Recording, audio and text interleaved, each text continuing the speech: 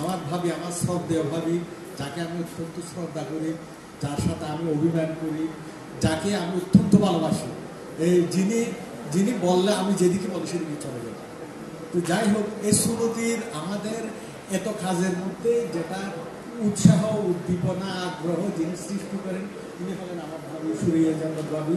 যিনি সুনতির এত কাজের মধ্যে যিনি আমাদের ভাবি, যিনি আমাদের গ্রামের ছেলে মেয়ে সবার চাইতে অগ্রণী ভূমিকা পালন করেন চুনতির উন্নয়নের জন্য, চুনতির সমাজের কল্যাণের জন্য, এই এলাকার জন্য এবং এলাকার মানুষের জন্য। চুনতি নয়, পুরো লোহাগড়া উপজেলার মানুষের জন্য চক্ষু শিবির থেকে শুরু করে আরও বিভিন্ন রাস্তাঘাট, মানুষের গৃহ নির্মাণ, গরিবদের গৃহ নির্মাণ কাজে ইনি বিভিন্ন জনের গৃহ নির্মাণ করে দেন এবং মাদ্রাসা, বিভিন্ন শিক্ষা প্রতিষ্ঠান।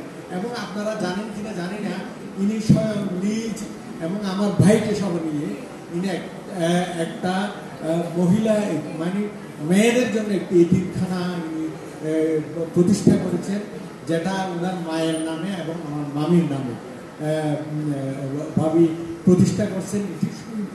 এই এতিমখানাটা খুবই সুন্দরভাবে, খুব ভালোভাবে সুন্দরভাবে ইনি চালাচ্ছেন এবং মেয়েরা এখানে খুব স্বাচ্ছন্দ্যে, খুব আরামে, এবং ইনি নিয়মিত প্রতিবারই ইনি এতিমখানায় এদের খোঁজখবর নিয়ে থাকেন এবং নিয়ে ওনারা ইনশাল্লাহ আমার জানা মতো অত্যন্ত ভালো অবস্থায় এবং হোস্টেলের চাইতে ভালো অবস্থায় ইনরা আছেন।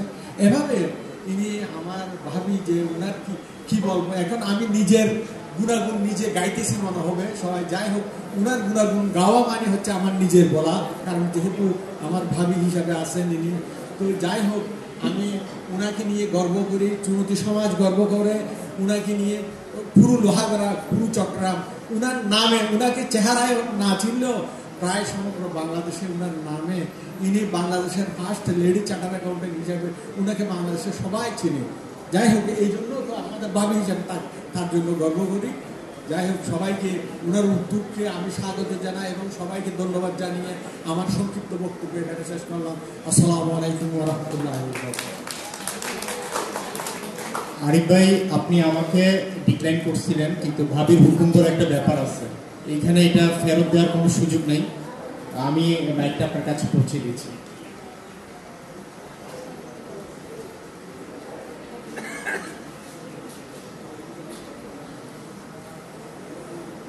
আসসালামু আলাইকুম।